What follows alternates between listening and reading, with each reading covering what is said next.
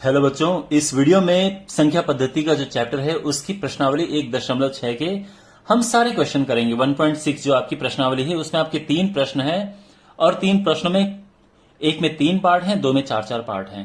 तो ये हम सारे क्वेश्चन एक ही वीडियो में कवर करेंगे क्योंकि इतने मुश्किल क्वेश्चंस नहीं है। तो शुरू करते हैं। इसके कुछ बेसिक तरीके हैं, कुछ फॉर्मूले हैं, लेकिन क्वेश्चन करते करते ही आप सारे के सारे जो इसके फॉर्मूले, जो तरीके, टेक्निक है वो आप सीखते जाएंगे। सबसे पहले ये क्वेश्चन है, देखो इसे करने के 2 तरीके हैं। सबसे पहला तो ये तरीका है कि आप जो 64 है इसको ब्रेक कर दो, तोड़ दो। और इसको तोड़ने के 2 तरीके हैं। या तो आप करो 8 गुणा 8, आप जानते हो कि जो 64 होता है वो 8 इंटू 8 होता है और इसकी पावर यहां पे 1/2। आप समझ गए ना यहां तक। अब जो 8 है वो यहां पे 2 बार है तो मैं लिख दूंगा उसको 8 स्क्वायर, और ये पावर में पहले से ही 1/2 है। तो यहां पे जो लिखा नंबर पावर में होता है और ये बाहर इनका आपस में गुणा हो जाता है, इसका ध्यान रखना आप।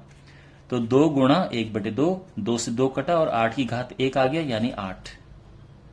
ठीक है। दूसरा तरीका इसको करने का ये है कि 64 के छोटे छोटे टुकड़े कर दो। तो जो 64 होता है 64, उसके टुकड़े कैसे होते हैं, देखो 2 32, फिर 2 से करेंगे 16 आएगा, 2 से करेंगे 8 आएगा, 2 से करेंगे 4, फिर 2 से करेंगे 2, 2 से करेंगे 1। तो कुल मिला के 2 कितनी बार है, 1 2 3 4 5 6, 2 कितनी बार हो गया, 6 टाइम्स हो गया। तो आप चाहो तो सीधे से यहां पे क्या कर सकते थे। ठीक है, मैं ये ऊपर वाला ही क्वेश्चन है, ये 2 की घात में 6 लिख सकता था और 1/2 तो पहले से ही लिखा हुआ है। अब 6 का गुणा करो 1/2 से, ये 2 से कटा 6 3 बार, और 2 की घात 3 क्या होता है, 2 गुणा 2 गुणा 2 यानी 8। तो चाहे आप ऐसे करो या ऐसे करो, आपका आंसर सेम आएगा। दूसरा क्वेश्चन है, देखो 32 जो है अब उसके टुकड़े करो। तो 32 जो है आप देख सकते हैं, 32 अगर मैं इसको यहां से हटा दूं तो 32 इस तरह से टूटेगा, यानी 2 5 बार आता है 32 में। आप चाहे तो अलग से कर लो इसे। तो 32 को मैं लिख सकता हूं 2 की घात 5 इस तरह से, और 1/5 ये हो गया है। कोई दिक्कत समझने में। अब इस 5 का इससे मल्टीप्लाई होगा तो ये ऐसा आ जाएगा। अब 5 से 5 कटेगा तो 2 आ जाएगा, 2 की घात 1 2 ही होता है। ठीक है, ये हमारा आंसर आ गया है। अब 125 है, देखो 125 होता है, फिर हम ऐसे करेंगे तो 125 5, ये 25, फिर 5 से करेंगे 5 5 25 और 5 कम 5। तो देखो या तो आप यहां पे लिखो 5 गुणा 5 गुणा 5, और फिर या आप सीधे भी लिख सकते हो 5 की घात 3 और ये 1/3। आपको समझ आ गया। यहां पे जैसे हमने इसको पहले 2 बार ऐसे लिखा था फिर ऐसे लिखा था, आप चाहो तो इसके बाद सीधा ही लिख सकते हो अगर आपको पता है या आपने अलग से किया है तो कोई प्रॉब्लम नहीं है, आप सीधा ऐसा लिख सकते हो। अब आप जानते हैं इसका गुणा इससे करना है और इससे ये कटा, और ये 5 की घात 1 यानी 5, तो ये 5 आंसर आ गया है। अब इस पे आ जाते हैं। सेकंड क्वेश्चन है, तो जो 9 है वो क्या होता है, देखो आप जानते हैं 9 होता है 3 गुणा 3। आप चाहो तो 3 का स्क्वायर भी लिख सकते हो। तो मैंने ये क्योंकि 2 बार है तो मैंने यहां पे पावर में 2 लिख दिया है। आई होप आपको इतना पता होगा। 2 का गुणा करेंगे हम 3/2 से।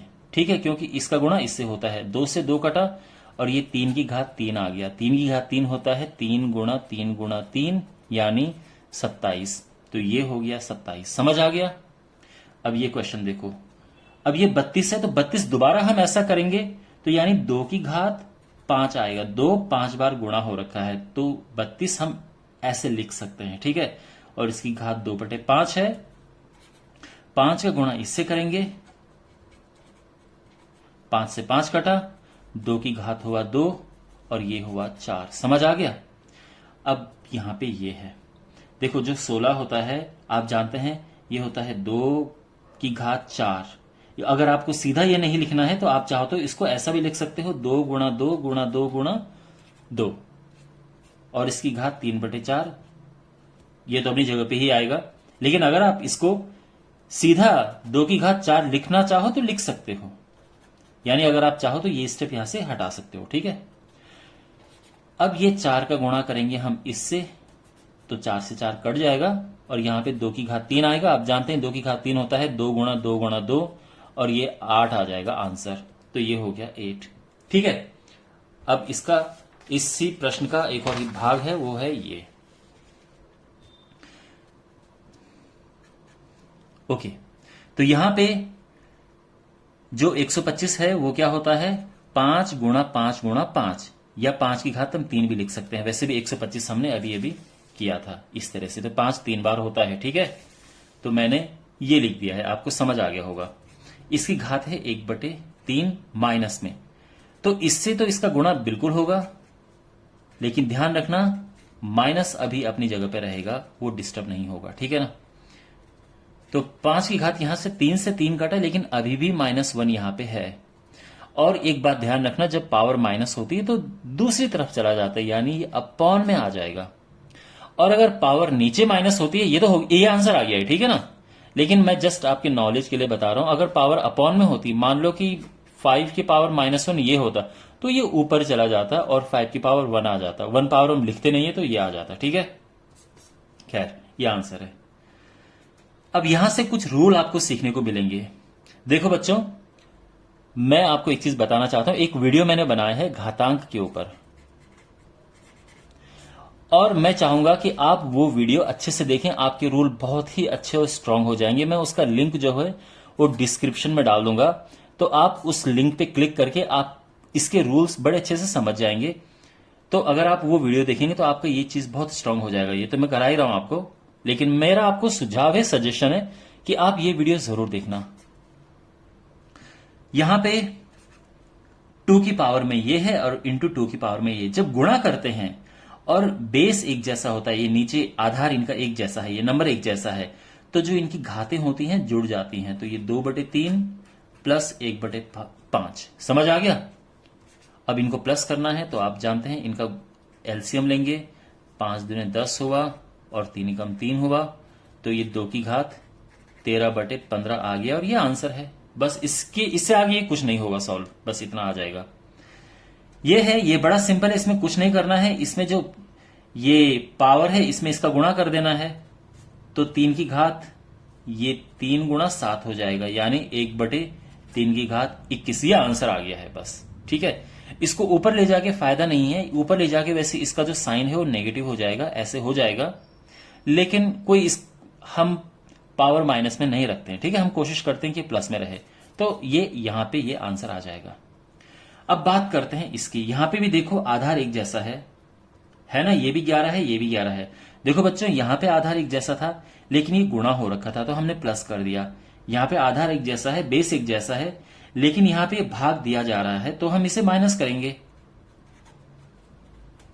तो हमने इसमें से इसे माइनस कर दिया है। ठीक है, अब ये एलसीएम लिया तो ये हो जाएगा 2 - 1, 11 की घात 2 में से 1 गया तो 1 बचेगा, 1/4, और ये आंसर आ गया है। ठीक है, बस। और फाइनली हमारे पास ये क्वेश्चन है। देखो इसमें कौन सा रूल लग रहा है, आप देख सकते हैं। देखो मैं यहां पे आपको बता देता हूं, यहां पे जो सबसे पहले यहां पे रूल लग रहा था वो ये है कि अगर पावर माइनस में है तो वो चीज दूसरी तरफ चली जाती है तो प्लस हो जाती है, एक रूल ये है। यहां पे जो रूल लग रहा था वो ये है कि अगर जो दो चीजें मल्टीप्लाई में हैं और उनका बेस एक जैसा है तो पावर प्लस हो जाती हैं। यहां पे रूल ये लगा, अच्छा मैं इसकी भी बात बता देता हूं। यहां पे रूल ये है कि अगर इसके पावर के ऊपर भी एक पावर है तो इनका गुणा आपस में हो जाता है और ये m × n हो जाते हैं। ठीक है, अच्छा यहां पे कौन सा नियम लगा कि अगर भाग दिया जा रहा है, ये चाहे ऐसे लिखो चाहे ऐसे लिखो, भाग दोनों ही तरह से होता है, तो ये पावर माइनस हो जाती है, तो मैंने जिसे माइनस कर दिया। और फाइनली जो यहां पे नियम लग रहा है वो ये है कि अगर पावर एक जैसी है, ये m है और ये b की पावर m है, तो आप देख सकते हैं पावर एक जैसी है, बेस अलग है, तो बेस का आपस में मल्टीप्लाई हो जाता है, पावर ये बाहर आ जाती है। तो यहां पे मैं क्या कर रहा हूं, बेस का आपस में मल्टीप्लाई कर रहा हूं और ये पावर बाहर आ गई है कॉमन, तो 8 × 7 = 56, 56 की घात 1/2, ये आंसर आ गया है। ठीक है, तो आई होप ये वीडियो आपको अच्छा लगा होगा, और मेरे चैनल को सब्सक्राइब कीजिए, अपने फ्रेंड्स के साथ में ये मेरे वीडियो जरूर शेयर कीजिए। 9th क्लास के लिए बहुत सारा अच्छा मटेरियल आने वाला है, तो वीडियो देखने के लिए धन्यवाद।